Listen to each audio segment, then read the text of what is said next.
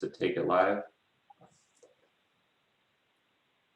Well, good morning, everyone, and welcome to Pave, the May installment of Pave the Way Virtual, which is WASAC's conference that we do every year that we've taken virtual in these pandemic times. But today we're going to be focusing on helping communities and families save for college through child savings accounts. My name is Luke Miner, and I'll be your host today. I'm the program director for Washington College Savings Plans, who's partnering with the Student Achievement Council to present this morning's webinar. Pave the Way is an annual state conference that the Student Achievement Council hosts to increase learning, particularly around equity-focused student success, and to engage partners and foster collaboration. On the next slide, we'll have a look at our agenda for today. We're going to be focusing the conversation on, again, helping families save for college through child savings accounts, which, if you've heard of them, they're also known as CSAs or child development accounts. So I'll give a brief overview of how this topic fits into Washington's post-secondary attainment goal and the Student Achievement Council's work. Then our keynote speaker, Dr. William Elliott, who prefers to go by Willie, will provide some background on what CSAs are, discuss the latest research, and explore best practices to maximize the impacts of such programs to improve student outcomes, reduce inequities in the education system, and help families build assets.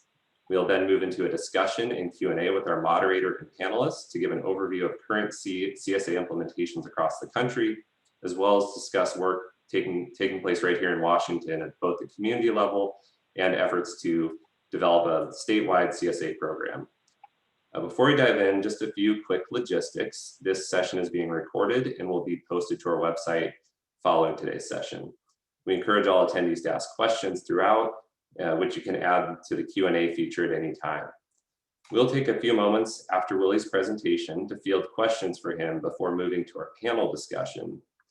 And during the panel discussion, we will also offer time for panelists to address questions you have that you're putting in through this Q&A feature.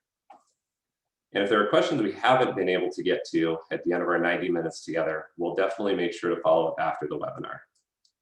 Now, just a quick little scene setting to provide some framing for today's conversation. I'll start with introducing what the council is briefly.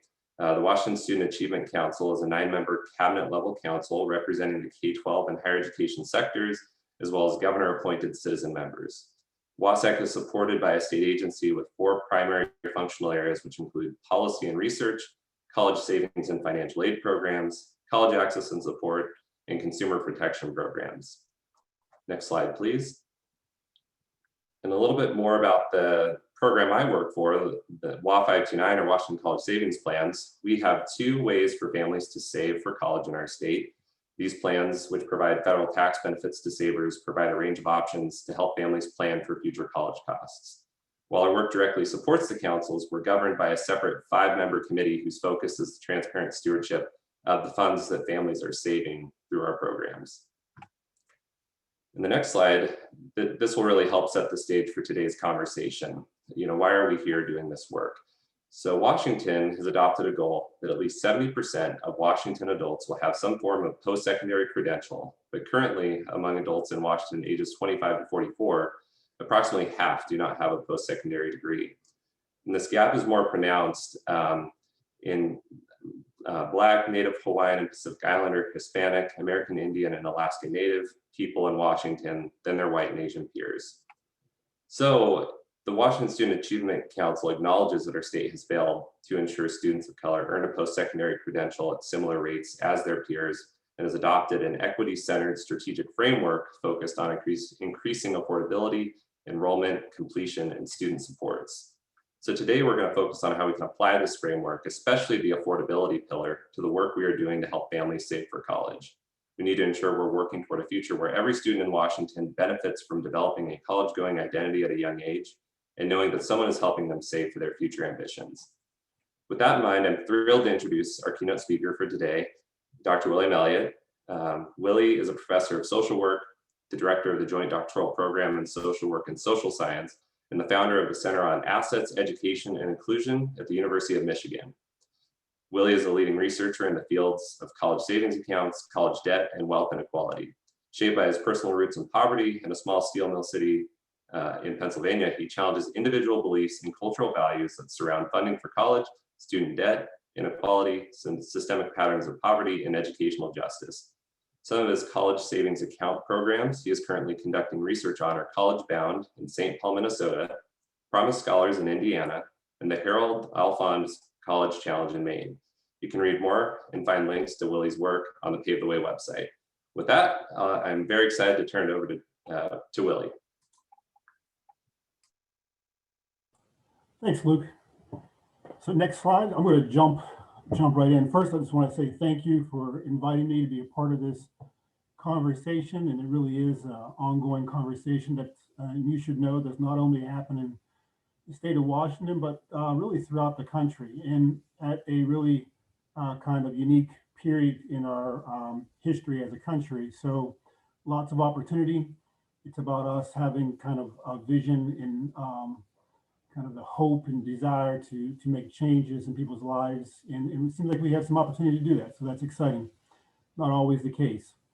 All right, so the basic argument that I'm going to go through is that education provides unequal returns. That shouldn't be shocking to anyone. Parental investments help create these unequal returns. And they also point us to a way forward in some ways. Research shows wealthy families invest more. Early educational investments turn into financial advantages in adulthood. Parental support continues after college into early adulthood. And parental supports further augment the return on a degree. While government investments that mimic early transfers can reduce wealth inequality, there's not enough it is not clear that free college will do the same. Free, it's not enough. Targeted ongoing deposits into a CSA is needed. So we will walk through this argument. Next slide. The first basic idea that really has been a pillar in America for quite some time, since the late 1800s, is while European nations have relied on the direct redistributive role of the welfare state to reconcile citizenship and markets, the United States has chosen to use education as a lever for ensuring equitable outcomes. And really gets down to this idea of the American dream and what vehicle is to take you there. And education is one of the key vehicles that we believe in our society should lead to kind of the achievement of the American dream. Next slide. Children from lower wealth families are less likely to attend and complete college than their counterparts. Poor children earn less from their degree. And I think this research is, and really it stems out of the college debt research and is a phenomenon that's happened in the last 5 years or so, really, where people have begun to think about and ask questions about whether college pays off. And those questions weren't openly asked very often in the media and otherwise until really the college debt crisis became more vivid and more impactful in people's lives. But research shows that bachelor degree holders from low-income families start their careers earning about 1/3 less than those from higher income families. Minority children earn less from their degree as well. Hispanic, which is the case in pretty much all our stats. Hispanic and Black American students with a degree have less income and net worth than their white and Asian counterparts, and degrees don't protect equally. So during the Great Recession, for example, Black and Hispanic college grad families experienced wealth declines far greater than white families without a college degree. So they earn less, they accumulate less wealth, and the degree provides them with less protection during periods of economic downturn. And we should start looking at that with regard to the pandemic. The Great Recession is kind of like the last big economic shock, but the pandemic has been another, and it'll be interesting to see the data coming out and seeing if these trends hold. Next slide, please. So when thinking about unequal returns, what's the role of college debt? And I look at college debt really from an asset building perspective.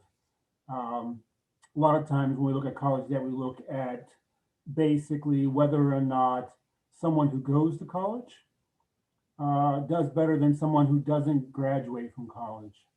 And so to me, that comparison is an interesting and important comparison because it says education pays off. But the question that I'm more interested in is, does education pay off equally for everyone? If it's going to be the great equalizer in society, it needs to provide everyone in society with the same kinds of benefits from having obtained it. So post-college financial health, we see that people who graduate with debt make different labor market decisions. They're more likely to take higher paying jobs and so they can pay down debt, which might not be best long-term career decisions.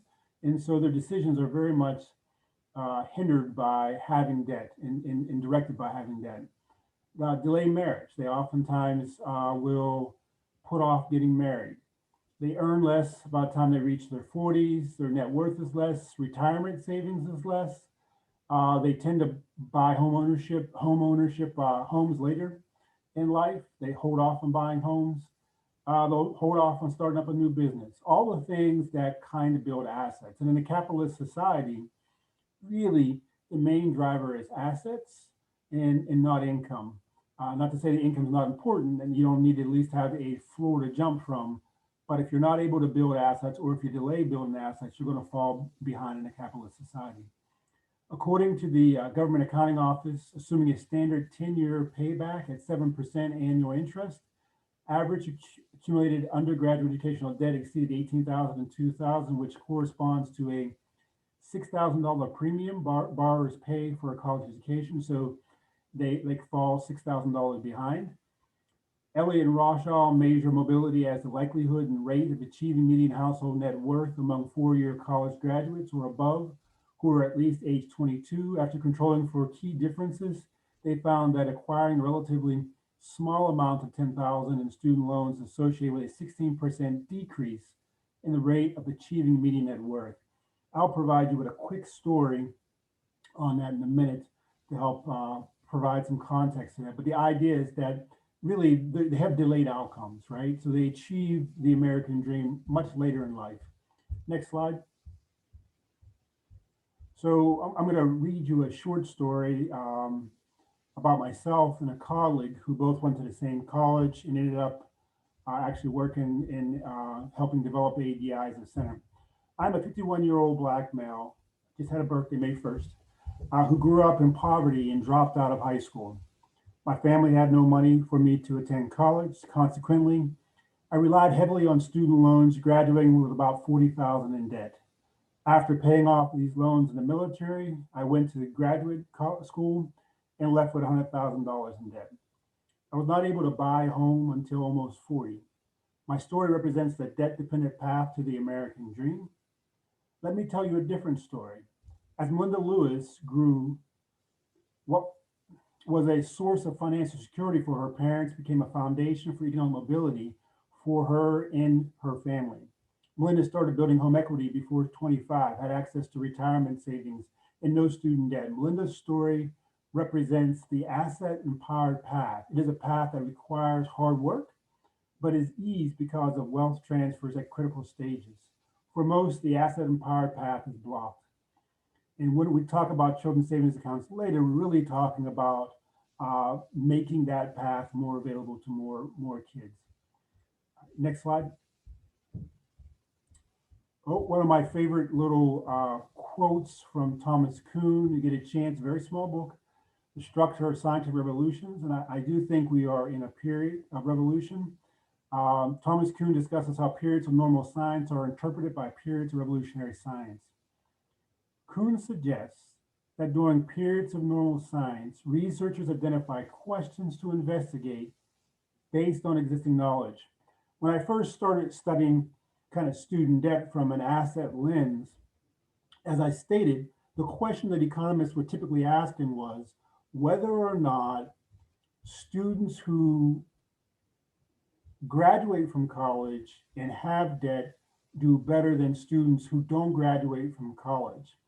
And it really is a question based on our kind of existing knowledge. The way we were thinking about things was the real problem kids have, students have, young adults have, is whether or not they can pay for college.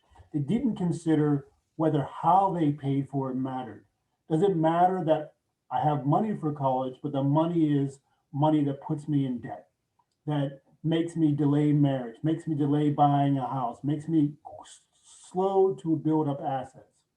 The insights gained from these analyses are constrained then by the limits of the prevailing paradigm. It means that when we're in periods of normal science, which are necessary because of our limited capacity to really think and analyze things, is during these periods, it also limits our vision of the world. Quick example is when I first presented my first paper on college debt. I know this is not a talk about college debt, but it provides a context. And I was really looking at college debt through an asset lens. And I went to the Federal Reserve Bank in St. Louis. And it happened to be that I was at a conference and there was a bunch of people with this from the Federal Reserve Bank in DC who created the Survey of Consumer Finance. And they said, like, how can you find these results out of this data? We study this data all the time. We created this survey. There's no way to come up with these results. The reason why was that they were constrained by existing paradigms and they weren't asking the right questions. And so it's important to understand that these periods of normal science don't allow us sometimes to see where we need to go next. Resulting changes tend to mostly comprise tweaks around the margins. So we don't really change the system. We don't address the underlying problems. We simply try to maintain the system by creating tweaks rather than fundamental reconsiderations. Periods of normal science persist until the current is no longer able to solve a growing number of problems, or when external events provoke a clamor for a different vision, a revolution. I think in this moment, you can see both things happening. We can see where debt is not solving, debt as a way of financing education is not solving a number of problems for students and actually exasperating wealth inequality. At the same time, we have social unrest and a lot of other things, pandemics and everything else going on that is kind of provoking a clamor for a different vision, which allows us the opportunity to make change, true change to the system. Next slide. I need to pace myself some here. I got really excited about that slide, so I'll go through this one a little quicker. It's just some basic things that we've attempted as tweaks: deferment and forbearance, income-based repayment, pay it forward plans, income share agreements. To me, these are all tweaks around the margins. They don't address the underlying problem that financing education through debt is not a good idea. It tries to reduce the symptom. What's the symptom?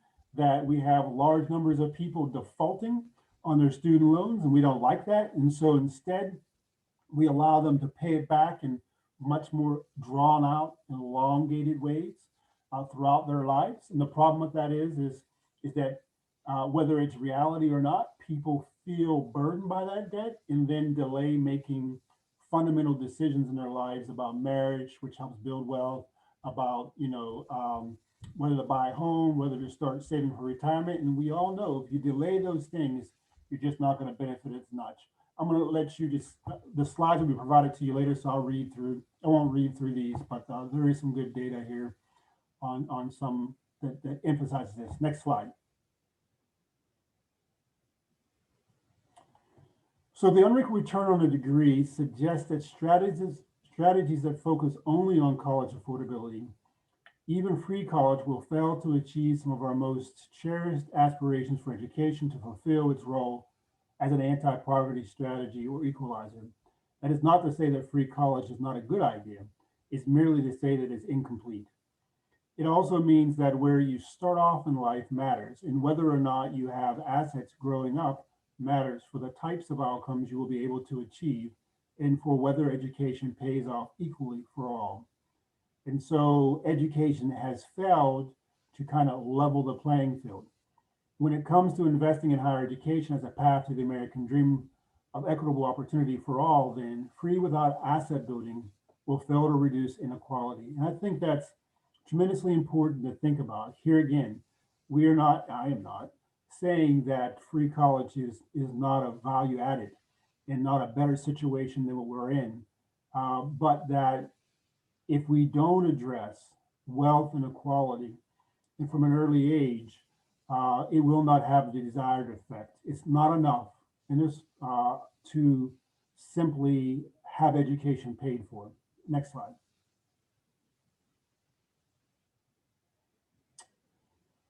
Parental investments help create unequal returns, but also point to a different financial aid vision.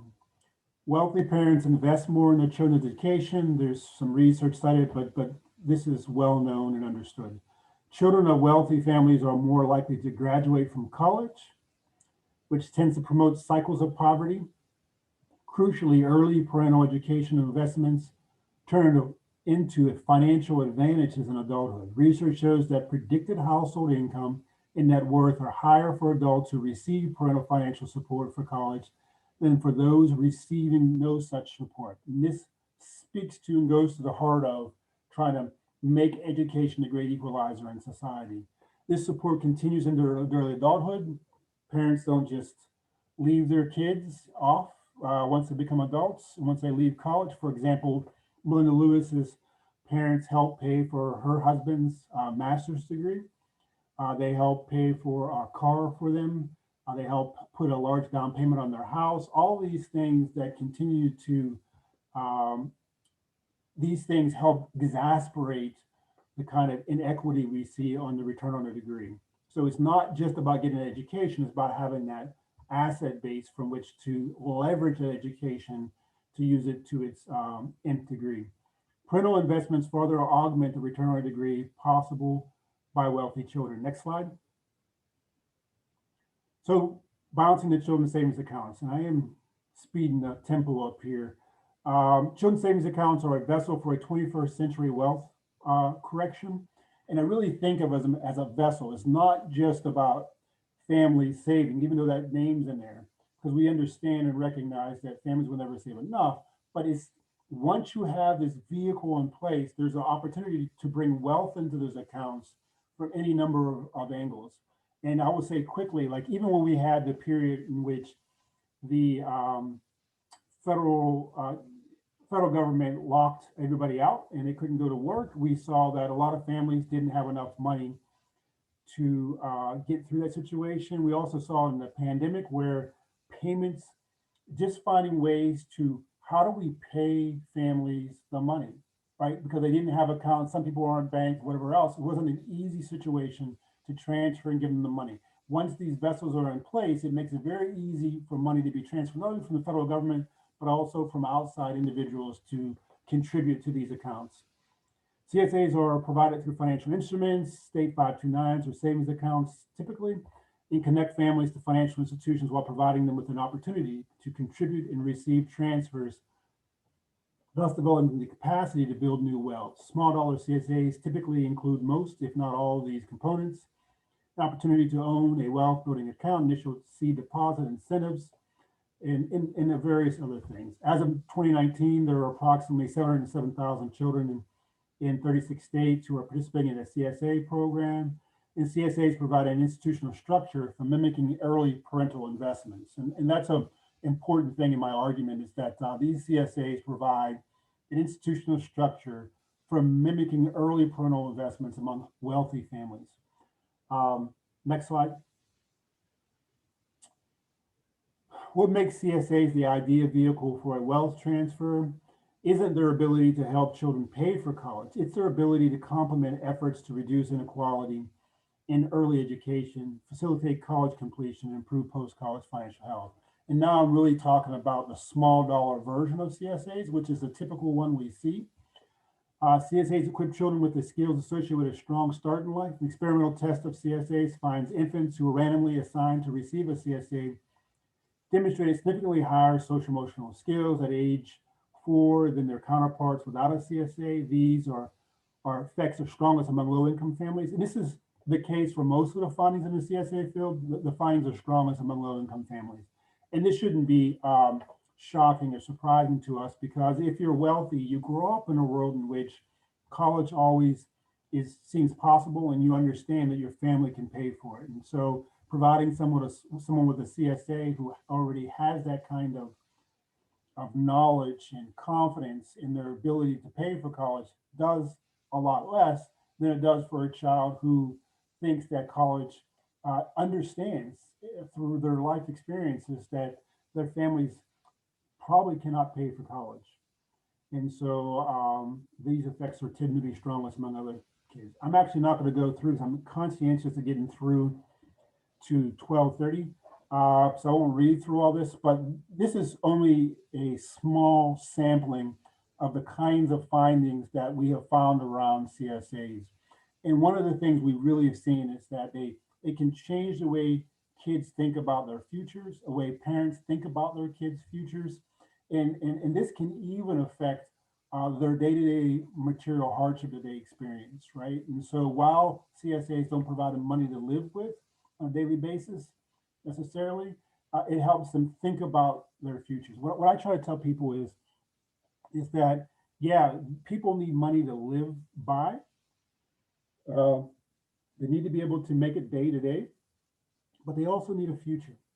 Like understanding that you have a future really matters in how you engage and walk through life. Next slide. And next slide. I won't even deal with that one. Okay, so these are just some of the programs in that site. There is a citation to the paper that I'll be drawing information from. So next slide.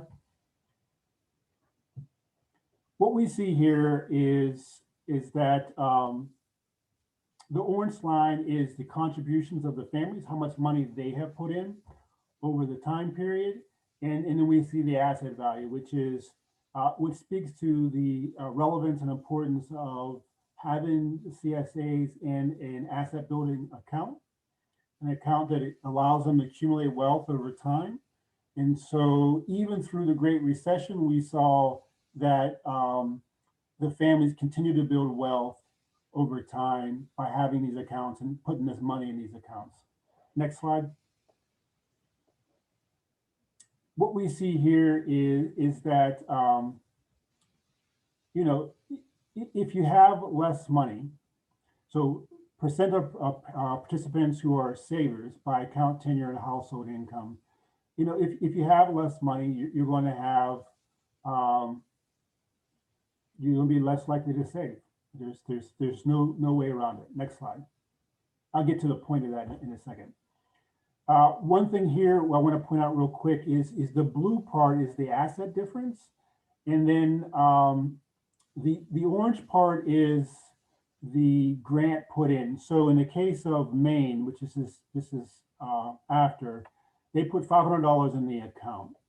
And so you can see for the low income, the less than 25,000, a lot of their total contribution, a lot of their overall money they have built up is based on the initial $500 put in, which simply a simple way to say that is that it really does matter the initial deposit for reducing wealth inequality, much more so than the family saving. The family saving is important for building up the habits around saving, particularly among low-income families.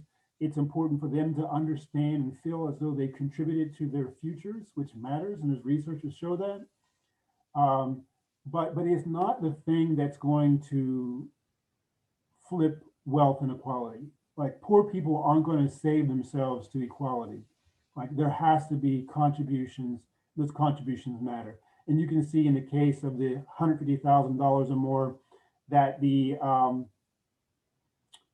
L-Fund grant makes up a lot less of the total assets in their accounts, that the contributions are the biggest part. So they're getting ahead by saving in the amount of money they can save, whereas for low-income families, it's the initial deposit and the money put in for them. Next slide.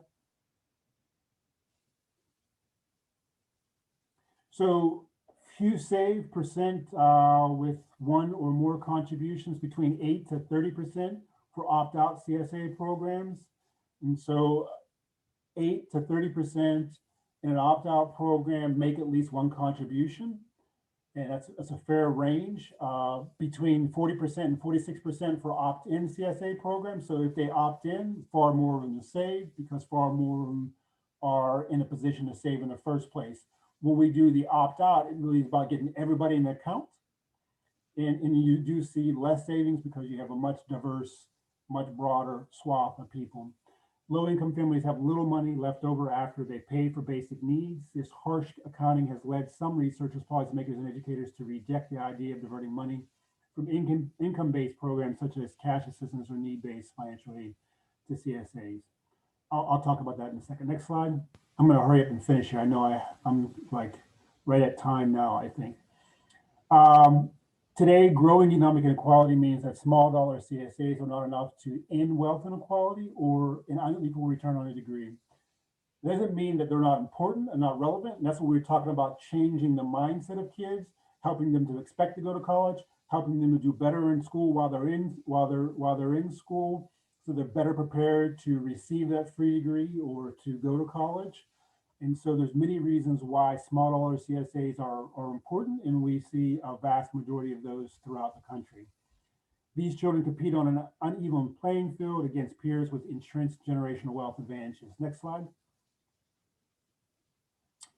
So going back to that slide on $500 deposit really matters for low income families, where it makes a lot less difference for higher income families. It speaks to the need for progressivity. For example, the Institute on Assets and Social Policy find that a universal progressive children's asset building intervention with an initial deposit of $7,500 for low wealth households and incremental declines to $1,250 for the highest wealth households could close the black-white wealth gap by 23%, Latino-white wealth gap by 28%. It simply means by giving lower income families a larger initial deposit, you're going to reduce wealth inequality. But if you give them the same amount, you're not going to have the same effect on reducing wealth inequality, if that is a goal. Next slide. So I'm going to stop here. While saving is important with CSA programs, it is not the only tool at their disposal for building assets. But providing every child with an account, as several states have done, the scaffolding is put in place to augment the savings efforts of low-income families through targeted ongoing deposits. By providing every child with an account, the scaffolding is put in place. I already said that. Maybe the best example of a proposal for targeted ongoing deposits is Senator Booker's American Opportunity Account Act. Another proposal for ongoing deposits was made by the College Board. They recommended putting a portion of Pell Grant funds into savings accounts for children starting at an early age. At this moment, there's a lot of legislation and talk around expanding Pell Grant, and really should think about putting some of that money into early accounts. But we don't like to only think about federal. We can also think about many foundations who are making scholarship offers to kids. Why not put some of that money in their account early on so they grow up having an asset, which changes the way they think about their roads, which makes sure they're more prepared for college in the first place. And that next one talks about that a little bit. Next slide. So I wanted to read this and I'll stop with this. Liberty requires, and this is from the New Deal and from, so liberty requires opportunity to make a living decent according to the standard of the time, a living that gives man not only enough to live by, but something to live for. Without this opportunity, Roosevelt continued, life was no longer free, liberty no longer ruled, men can no longer follow the pursuit of happiness. Just think about that. According to the standard of the time, liberty requires opportunity to make a living decent according to the standard of time, a living that gives man not enough to live by, but something to live for.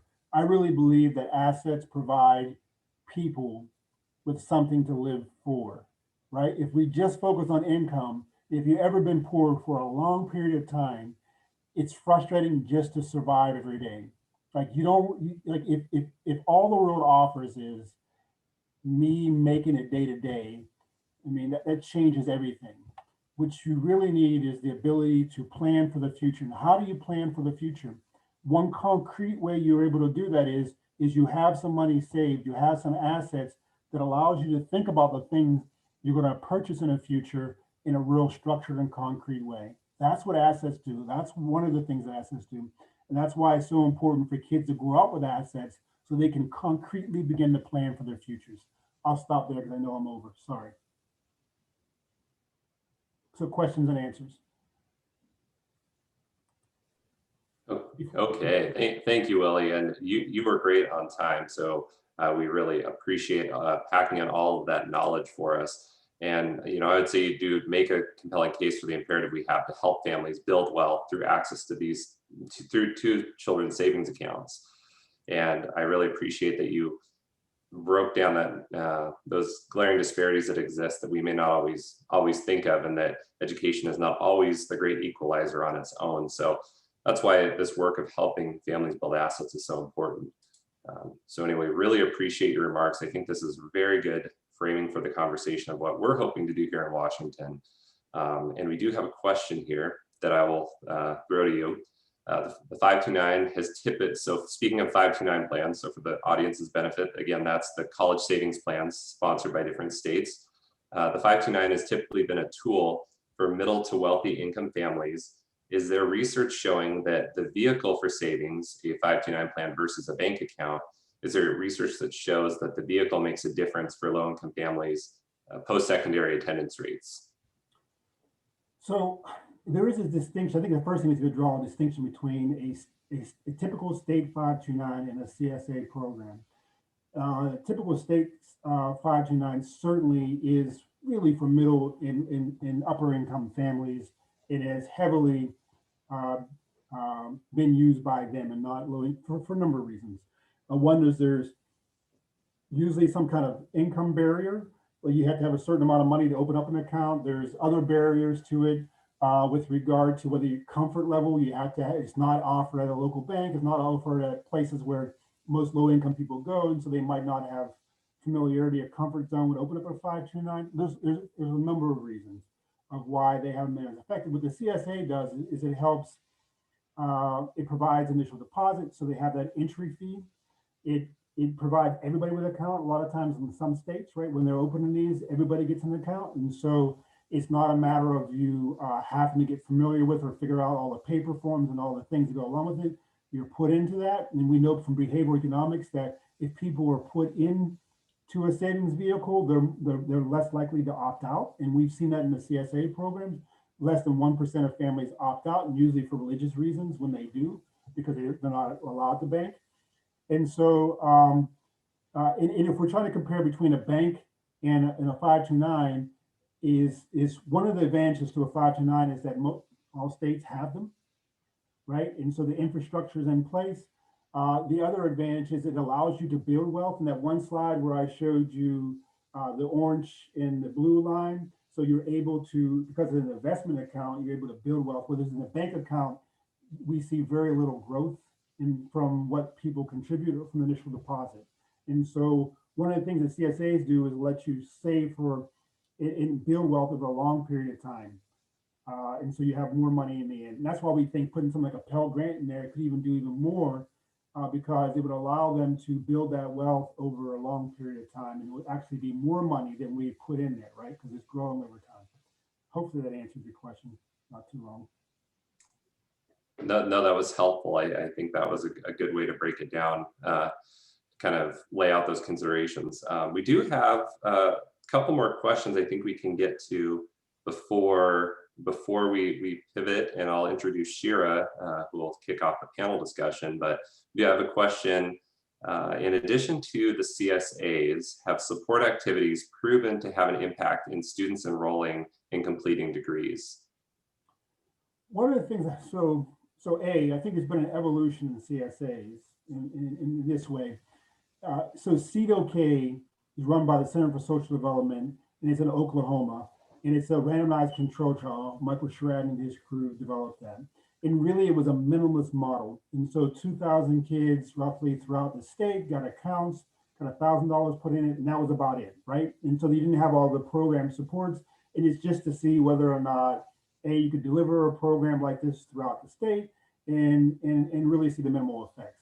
What we've seen happen over time is that many of the programs like Oklahoma, in California, Oakland Promise, I think it's called, and I'm drawing a blank on all of a sudden. Anyhow, they offer a lot more other things along with it. So you get coaching, financial coaching, you get tutoring, you get all these things. Casey Scholars in Kansas, another example. where they give you a mentoring and a lot of other things added to it. So a lot of the programs are starting to add these other things. I can't say that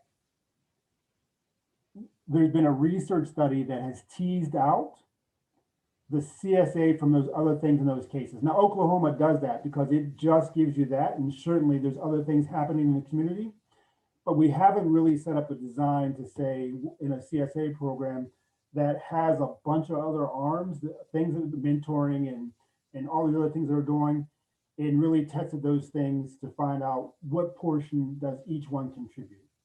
So I can't speak to that definitively. One of the great things about CSAs I started to say was that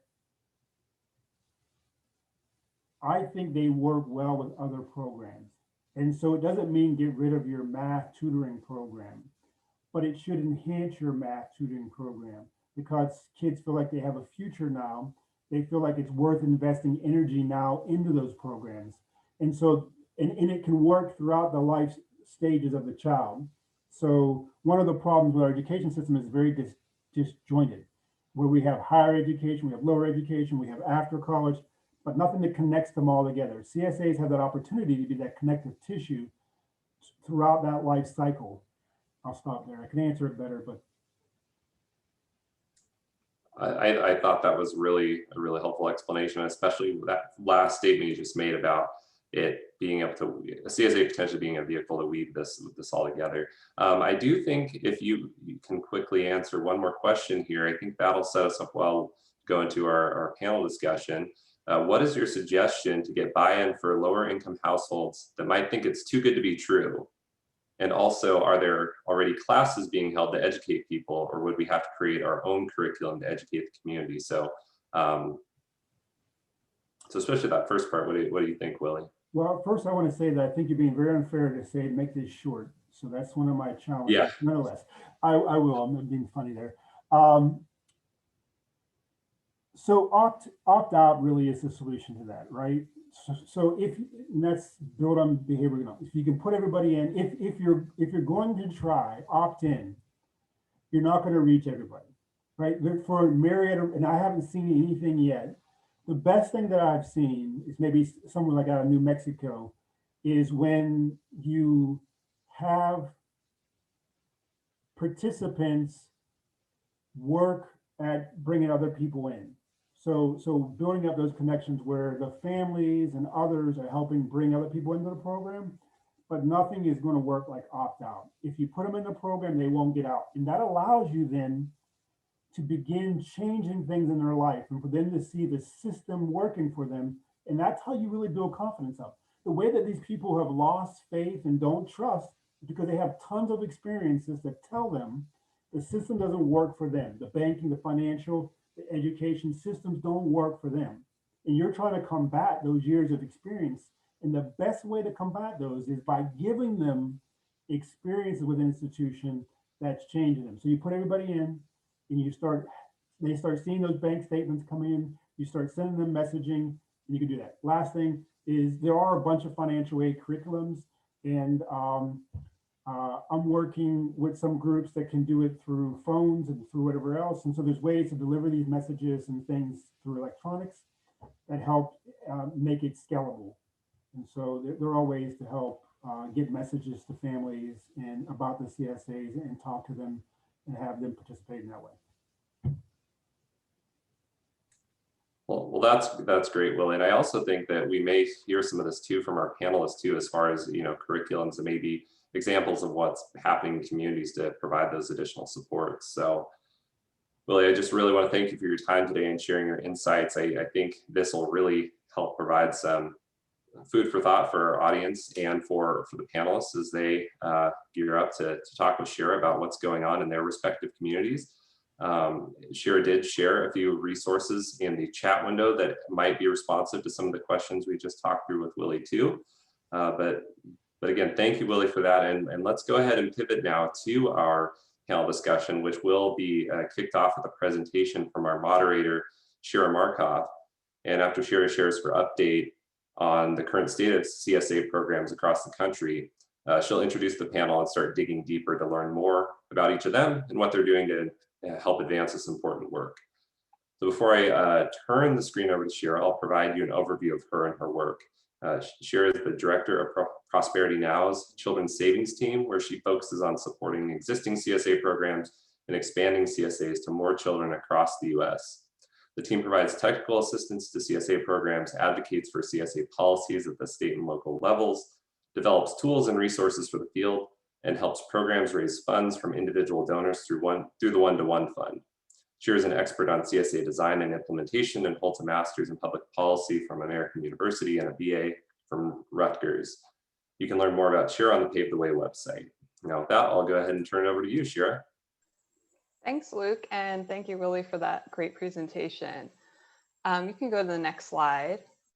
So as Luke mentioned, I'm the Director of Children's Savings at Prosperity Now, and Prosperity Now is a national nonprofit that's based in DC. And our focus is on ensuring that everyone, especially people of color and those with limited incomes, have the opportunity to achieve financial security and ultimately prosperity. And Prosperity Now is also a national leader in supporting the development of CSA programs. Are you able to go ahead 2 slides? Yeah, there we go, thank you. So Willie already talked about what children's savings accounts or CSAs are in his presentation, but I just wanted to make sure we're clear that on what Prosperity Now's definition is when we talk about CSA programs. So CSA programs differ, but they share these basic characteristics. They're long-term savings or investment accounts for children, which could range from birth to age 18. They're used to purchase an asset, which is usually post-secondary education, though there could be other uses. Generally, the funds are restricted from being withdrawn, at least the program-provided funds. And what makes them different from kind of saving in a typical college savings account on your own is that the program provides contributions, sometimes people call them incentives, to help build savings, like an initial deposit or a match of savings. And you can go to the next slide. So you can see here that CSA programs are located all over the country in 36 states and DC. They range from small private programs that are just serving sometimes just a school or a small community to ones that are statewide. And you can see a couple of examples of these different types of programs at the bottom there. And this is also available on our website. We have a map with a directory of CSA programs. And then on the next slide, so every year, Prosperity Now surveys the CSA field to find out about what's going on in the field and the latest trends, and we put them together into our annual State of the Field report, which I did share the link to that before if you want to see the full report, and I'm going to just share a few highlights. So the CSA field has been growing steadily over the past few years. At the end of 2020, we had over 922,000 children and youth with CSAs, which was a 30% increase from 2019. And then if you go to the next slide, you can see the growth of the field by programs. So that was growth by number of children participating. Here's the growth by programs. So we had 109 active programs at the end of 2020. And the field really began to take off after 2011 when San Francisco started its citywide program, kindergarten to college, and other cities began to emulate that model. And you can go to the next slide, trying to go quickly. So we have a great panel, I want to leave time for that. So one of the best practices we recommend, and Willie referenced this as well, is automatically enrolling children in a CSA program. So also known as opt-out. So this means that no action would be required on the part of parents or children to become part of the program and to open an account and have money invested on their behalf. So this makes the program more inclusive, particularly if there are any barriers that families might have had to enrolling in the program. So you can see in here that only about 33% of programs use opt-in or automatic enrollment. But we also looked and did an analysis of a lot of these things by participant, because what we see in that graph on the right is that actually it's the largest programs tend to use opt-out enrollment for efficiency and for equity reasons. So 82% of participants are actually in programs that use automatic enrollment. You can go on to the next slide. And this actually came up in the question. So another important decision point for CSA programs is what type of account to use, whether it be a custodial savings account held at a bank or a credit union, or a 529 college savings account. And you can see in the graph on the left that the field is about equally split between programs using savings accounts and 529s. But then you can see on the graph on the right, when we look by participant, that in fact the largest programs are using 529s because most of the statewide programs use 529s. And you can go to the next slide. So this slide just gives you a sense of funding sources for the CSA program. It's actually kind of a complicated slide because we asked programs to rank how much money they got from one source versus another. But basically, and you can look at this on your own, but the sort of basic overview of this is that there is a variety of sources of funding for CSA programs. Most programs kind of receive multiple sources of funding, but the majority of programs do at least receive some of their funding from individual donors and foundations. So going on to the next slide, since I think we're missing a slide in here, but I can just talk through what I was going to say. Since this webinar is really focused on the potential for CSA program for Washington State, I just want to talk about kind of the different models of what statewide programs could look like. And by statewide, I'm really referring to programs that are truly all over the state and not just programs that serve a small number of children within a state. So there are 12 states currently that have statewide CSA programs in operation, with a few more in development.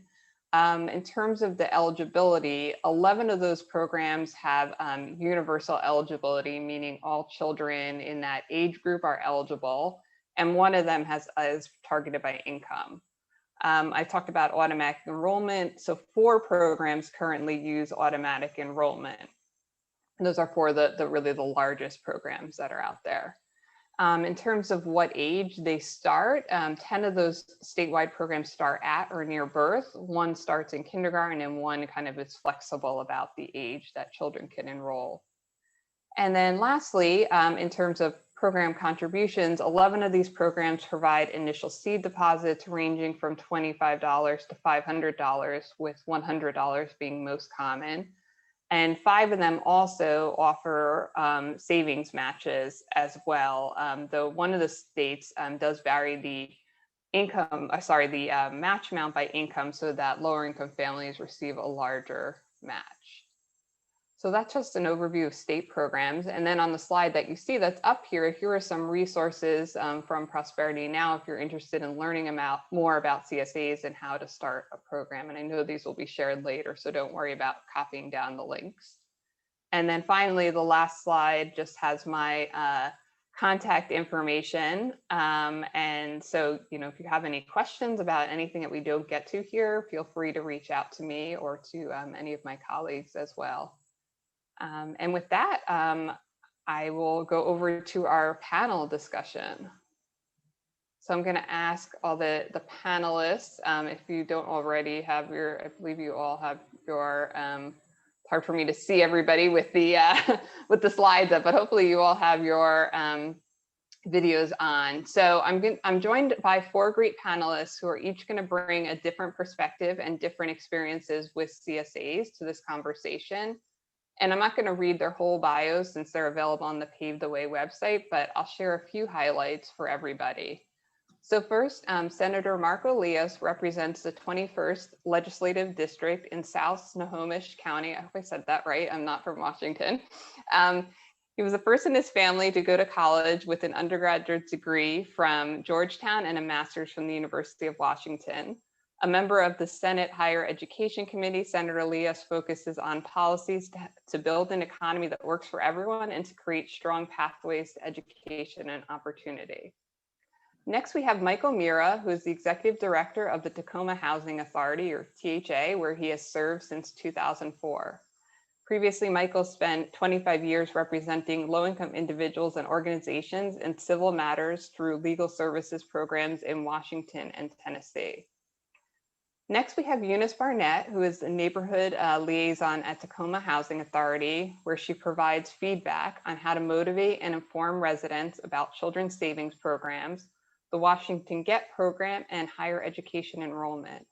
Eunice is a Tacoma native, and she has varied experience working with state, local, and national organizations, including the Tacoma Public Schools. And finally, Julie Peachy is the Deputy State Treasurer for Consumer Programs at Pennsylvania Treasury, where she leads strategy and execution of Pennsylvania's 529 college and career savings programs and the Keystone Scholars Program. Previously, Julie spent more than 15 years working in international development. So I'm really excited. This is a great panel.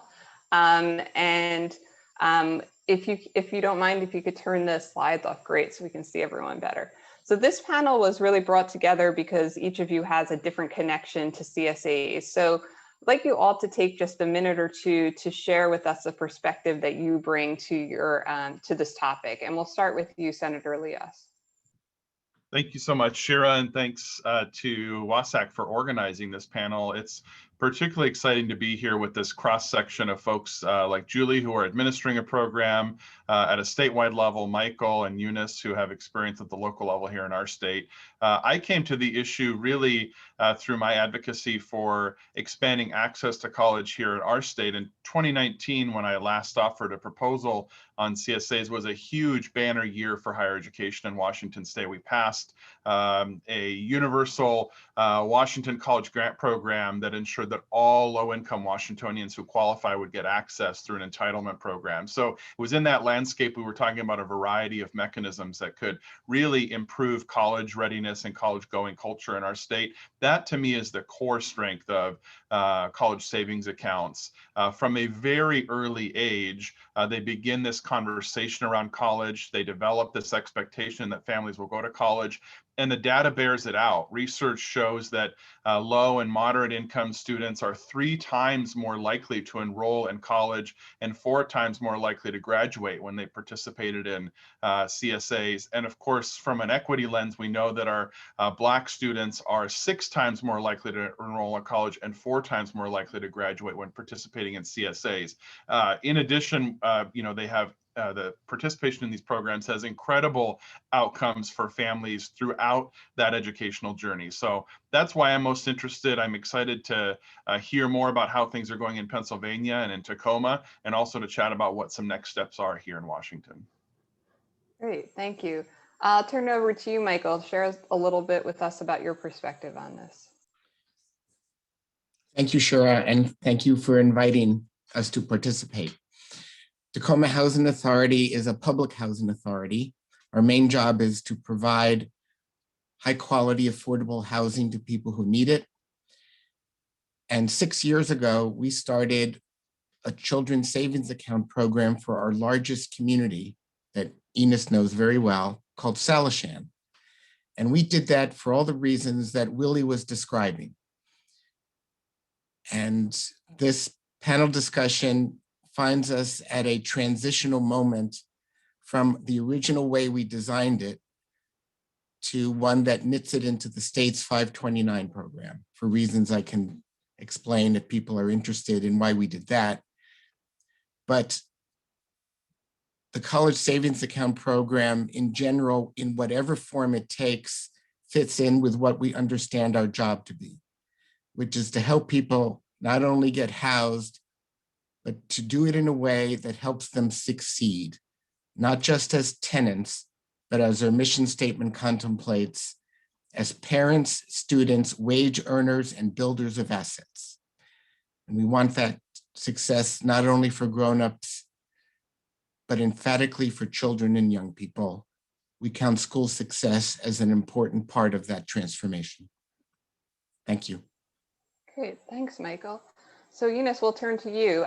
Please tell us a little bit about what brings you to this discussion.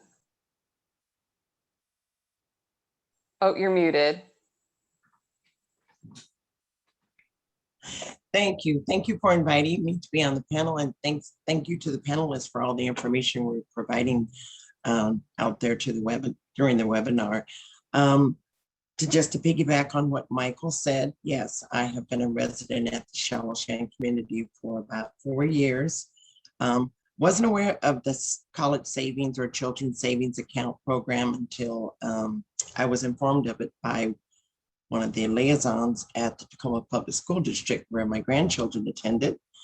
And I found that to be quite a informative, energetic, and innovative program that THA was providing at the time, which of course they're going to transition into the GET/529 program now. But at that time, it was very, very beneficial. It was very exciting for the grandkids to participate in. It was just a matter of if you provide these amount of grades or the type of grades or reports on your report card, you will be rewarded financially. And THA matched that with the Children's Savings Account program, and it's wonderful. I kind of hate to see it go away, and hopefully the transition will be smooth and just as successful when they go to the 529 or / the GET program. But I think that the Children's Savings Account is a beneficial factor for all youth. I like the idea, Shira, that you mentioned some programs start from birth till 18 and some start at kindergarten. I think the earlier that we give children financial education about building self-sustainable wealth, that's imperative. Great, thanks, Eunice. And Julie, can you tell us why you're joining the conversation? Yes, thanks, Shira, and thanks everybody for having me here today. So I oversee Pennsylvania's statewide CSA program called Keystone Scholars, which started in 2019 and provides a $100 seed deposit to every baby born to a Pennsylvania resident. This is a legislated program. We're actually the first state to have a statewide legislated at birth opt-out program. And my department within the Treasury also manages our PA 529 College and Career Savings Program, which we've been really actively working to make more accessible to low and moderate income families. And overall, our goal is to see all Pennsylvania students successfully complete post-secondary education without an unreasonable debt burden. And doing that through our PA 529 program, as well as Keystone Scholars. And one of the things, just to mention with our Keystone Scholars account, we've now got a little over 2 years of experience, and we've now created, we've basically doubled the number of kids in Pennsylvania that have a college savings account in their name, because we've got now over 270,000 Keystone Scholars accounts, which is about the same number of PA 529 accounts we have. So a lot of experience of the last couple of years rolling this program out that I'm happy to share a little bit more about later. Great, thanks everyone. So why don't we start with Senator Elias for the questions. So you mentioned that you've sponsored CSA legislation as well as supporting other programs to promote post-secondary education attainment. So how do you see CSAs complementing the other post-secondary initiatives in the state? Yeah, I think the critical piece is around college readiness and creating that college going culture. We can have low tuition, we can have ample financial aid, but if families don't take advantage of those programs, if they don't prepare their students to be ready for those opportunities, then all those investments really don't knit together. And we've seen here in Washington that we have some of the lowest FAFSA completion rates in the country, for example. So families are eligible for aid, but don't necessarily even know that aid is there for them. And we've reduced tuition. We've got the college grant, which is now an entitlement. So we have exciting pathways. We need to connect families to them. And that to me is the central strength of the college savings account program. It also improves student performance along the way. We know from the data that students who are engaged in college readiness, who have this expectation of college, take their education more seriously, and they stay on the pathway to be prepared. And through the pandemic, we know that a number of our students will need more support as we've seen some learning loss along the way. So programs like CSA are really critical to connecting students to that future. The other piece that's really unique around CSAs is the way that CSAs engage the whole family in college readiness and college preparedness. We know that students who participate are more likely to enroll and graduate from college who participate in CSAs. But we also know that families who are participating in CSAs are more likely to save, not just for college, but to save in general and be in a healthier financial position. And the most powerful data to me is that there are quantifiable impacts on maternal health from participation in programs like CSA. So they engage the whole family in this college-going culture. They prepare students. They give that motivation to work hard in middle school and high school and ensure that you're on the path. And they create that linkage to find out about the college grant, to find out about the programs that exist, and to know that this is a future for you. So I think it really fits in well in engaging in the kind of kindergarten through 10th grade, where we really have that gap in college-going culture, college readiness with some families. It helps create that linkage and would be a really vital tool here in our state. Great. I think that fits with what Willie was talking about earlier, as CSAs kind of being a pathway or a vessel for a lot of other programs. Makes sense. So Julie, you mentioned the Keystone Scholars Program in Pennsylvania. So tell us a little bit more about some of the critical features of Keystone Scholars and what you've learned in implementing the program that could be applied to a program in Washington. Sure. So we designed our Keystone Scholars Program based on Washington University's Center for Social Development's 10 key design elements. And these are some of the elements that you've already talked about. So it's at birth. The $100 is provided for every baby, which is prompting parents to, with our messaging as early as possible and giving the most time for the funds to grow. It's universal, so all babies born to Pennsylvania residents starting January 1st of 2019 get it. Nobody is excluded. It's automatic or opt out. We make all those three things happen by getting birth records from our health department. We also use our PA 529 guaranteed savings plan for the account infrastructure, which you noted a number of plans are using the 529. It does really make a lot of sense to take advantage of our existing infrastructure. It allows us to easily run the program at scale and to restrict withdrawals for post-secondary education. Some things that we've learned a lot of things along the way. The importance of building bipartisan support. We did that early on in 2018 when the legislation was being promoted, and just having champions on both sides of the aisle was critical to push the bill forward, and legislation ended up passing pretty quickly for us. The messaging and raising awareness is critical. I think as others have already said here, the accounts can actually be created. I mean, similar to even the other financial aid that is available. But if families don't know about it, it really doesn't make any difference. So starting early to work on the messaging and raising of awareness is super critical. We've worked with behavioral scientists, and we still continue to experiment with how we're messaging and in what venues. And there's a lot that can be done there. Also, getting outreach partners lined up across the state. So we've really started statewide. There aren't a lot of smaller CSA programs in Pennsylvania, like you guys have there with the Tacoma Housing Authority. But there's one out in Western PA that we've linked up with. But that's important to have partners that are in the communities, because that's how the word spreads best, is through trusted partners and individuals that can carry that message and help parents actually access their savings account online. And a couple things, just sort of practical, technical things on the operational side, is to get email addresses. Like in whatever information you're using to create the accounts, try to get the email addresses, because that's the most cost-effective way to contact families. We send out a letter 4 to 5 months after the child is born, but that's the only way we have to initially contact families, is by mail.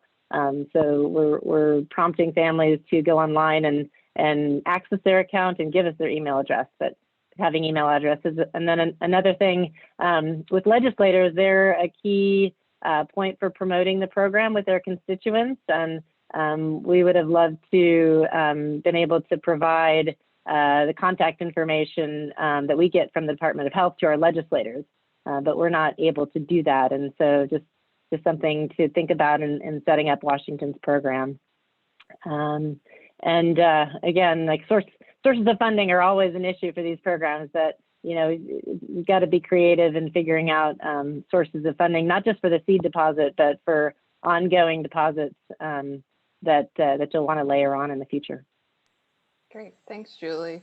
So kind of switching from that statewide to a more local focus, Michael, tell us a little bit about why you decided to start a CSA program at a housing authority. You know, you alluded to it a little bit before, but I'd love for you to talk a little bit more about how you see this complementing the other work at THA. Oh, you're muted. Sorry. Sure, I think the answer derives from what we think the housing authority's job is, which I've mentioned, to help people succeed. As part of that, we devised our education project, which is a way to find out how to spend a housing dollar, not just to house someone, but at the same time get two other things done. Help them and their children succeed in school, help public schools and colleges educate low-income students. It's got 12 initiatives. Our college savings account program is one of them. And that broader understanding of our mission, I think, makes THA more than a landlord, more than a real estate developer. It makes us what we try to be, which is a social justice agency with a technical mission. And providing these ways to help students succeed fits well inside that understanding. The other reason we started the Children's Savings Account at Salishan had to do with what we think its peculiar contribution is. In addition to all the outcomes that Willie and the senator were describing to expect, we wanted it to have a unifying effect on the region's most diverse neighborhood. Salishan is integrated by factors that in other parts of the market are segregating factors. At Salishan, they are integrating factors: homeowner and renter, income, race, language, national origin, ability and disability. And the challenge of Salishan, and the nation's challenge, is to help people live across those lines. And to a children's savings account, we hoped would elicit a communal expectation that all Salishan children will succeed. Great, thank you, Michael. And just apologies if you see a tail or something floating through my video. My cat can't resist being on Zoom. So Eunice, we'll turn it over to you. You mentioned that your grandchildren are part of THA's program. So can you talk about how they've benefited from it and how you think other children and families might benefit from CSAs? Yes, just to kind of revert back a little bit, I ended up in Salishan base because life happens. I just was thinking about the word, they said there's a huge disparity between students of color and possibly income level for families. That word disparity is quite strong, because to me, it's kind of a form of desperate. I think if we can get away from saying there's a huge disparity in those differences as far as kids going to college and who can afford to go to college, why you won't save, why you cannot save because of your parents cannot contribute. I came from a family of parents that could contribute, but I was very stubborn and wanted to do everything independently myself. So I graduated from Evergreen State College, but life happens. Went through the whole home ownership when I was married, but life happens. And if you're in the need, like Michael said, Salishan is a great community as far as providing some sustainability, coming back into the fold of your livelihood, being a productive member of society again. it's a great vehicle. I think that communication is a key also. Getting the word out to parents and students and making it seem like it's going to be very fun, rewarding. So that my grandchildren have benefited as far as the pros are concerned. I know there was I had some kind of pros and cons. I just kind of try to educate them that you're going to be building a financial wealth. This is going to teach you some responsibility. You can also teach the child or the student, if you have a little job or a summer job or a part-time job, you can contribute to your savings account and teaches you how to save money and start building some wealth. But it was very, very beneficial. They were very excited. For every A that they got, A and B, I believe, was the criteria. You know, the Tacoma Housing Authority matched. I think they started the savings account off, I believe it was $100. And then they, for every A you got, they rewarded those students with that. And so now that it's going to get to the GET program, I'm just kind of curious how that's going to work. But I think that is very key to make communication plain to parents and students, how this is going to benefit you and not necessarily say, well, we know you probably won't be able to go to college. We need to kind of more energize and enhance and encourage them with this financial possibility. Great, thanks, Eunice. And I know we have a lot more questions. I'd love to have Michael talk about the transition to the GET program, but I want to check with Luke first about whether we have any audience questions coming in that we should address first. You know, there is one. It's more on the technical side, but I think it's helpful to. We've been, you know, the question came up of like, how do you reduce kind of barriers and fears families might have about participating in programs like this, and you know, this could help for families. So can an account, I'm assuming referencing a CSA account, be transferred to another sibling? For example, if the child gets college age, they can't go for some reason, such as a disability, accident, or death. You know, I know the answer for a 529 plan, but not all CSAs are connected to a 529 plan and have other programming elements associated with that. So I don't know if Julie or Sherry, you may want to address this. Is in general in CSA programs, is that transferable such as it is in a 529 plan? Good, Julie, do you want to take that? Sure, yeah. So for Pennsylvania, for our Keystone Scholars Program, that $100 initial seed deposit is not transferable. It's accessible once the child turns 18 and can be used up to age 29. But if it's not used, it will just go back into the pot that's available for other children. But as you know, 529 fund, any family savings or any funds in the 529 can be, the beneficiary on that can be changed to someone else, but not with our Keystone Scholars seed deposit. Yeah, and the rules on this differ a lot across CSA programs. So I'm curious, Michael, what your rules are. When we were the custodian and the main funder for the program, the answer was yes.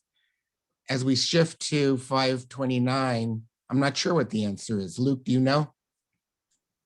You know, I think we have the flexibility on the support we can provide to you, Michael. So I think that's a good element we may want to work out, and I'm sure we're on the same page about. But yes, as with Julie said about Pennsylvania 529, the GET program and our other 529 plan, the Dream Ahead program, both allow for the account to be transferred. So it's more of a matter of those seed deposits provided by THA, whether or not you know, we want those to be a part of that. So, and we're looking forward to that flexibility and other types with THA's investment into the master scholarship accounts, which should be a lot more flexible.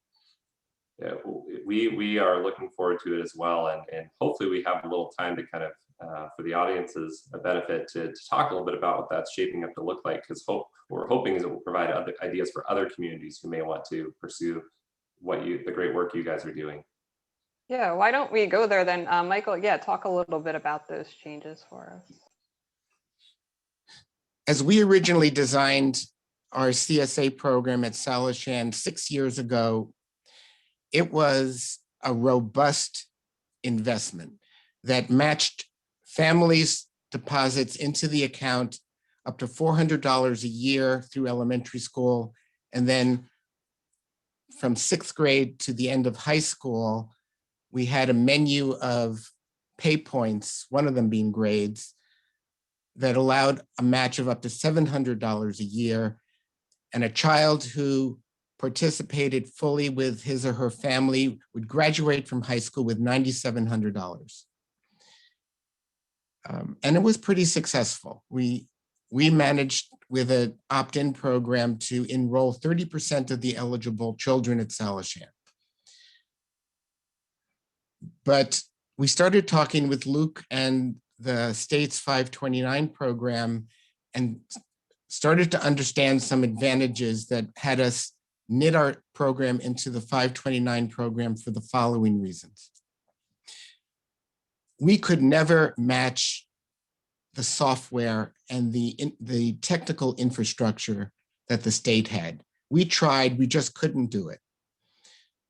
Our banking partners' software wasn't good enough, and we could not provide a dashboard to the participating families that allowed them to track the growth of their accounts closely enough.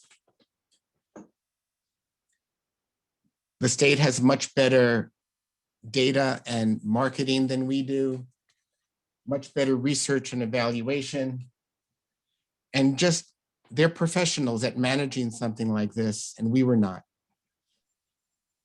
We also appreciated WASEC's flexibility and their innovation that they were offering to us.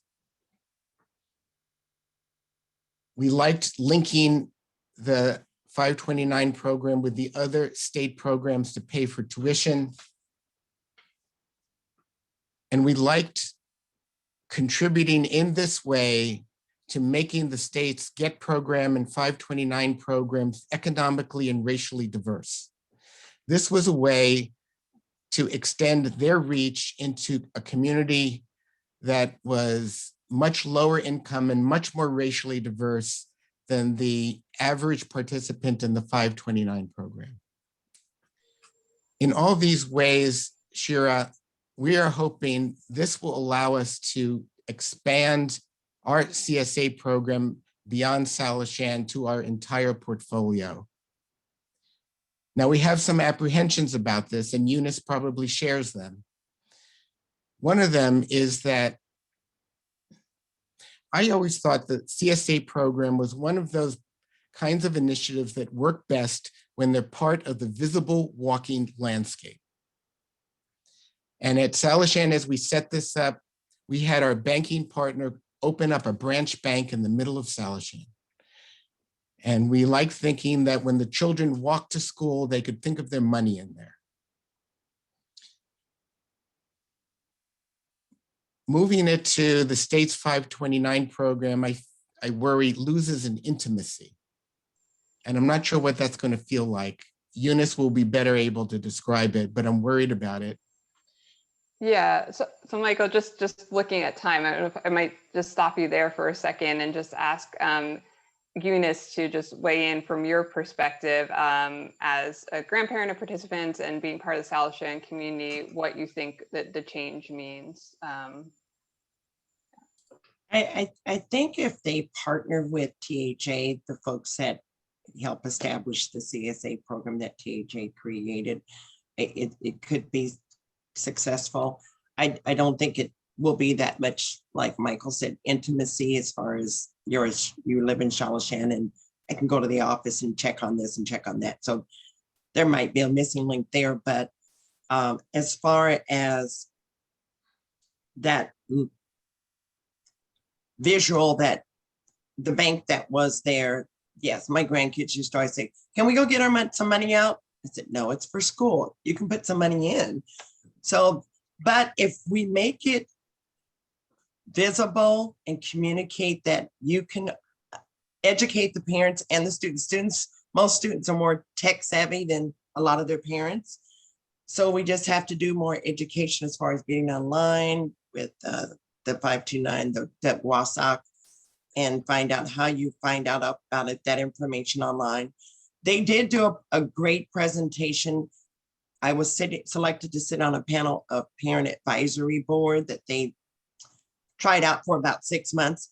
And they did provide quite a bit of information of how the GET program works, what you have access to, but it's a lot of kind of paperwork and online information. So it's just going to be a matter of educating parents or whoever has access to those accounts, how you get that information to get the status and educate the student about it as well. But I think it can be beneficial. I like the idea that it's more a kind of more under a big umbrella, Michael, instead of kind of local with THA, because it can branch off to other national programs as well. So it's going to be a great benefit. Anything to do with students and enhance their education about anything, education, financial, even just sustainability and growing up in life to be successful. Like someone said, I don't remember who, but if you're going to be a janitor, be the best janitor you can be. If you're going to be a doctor, be the best doctor you can be. So it's just a matter of motivating, educating the people and getting that communication out there. THA is great about communicating about all the programs they have. So I think communication is the key.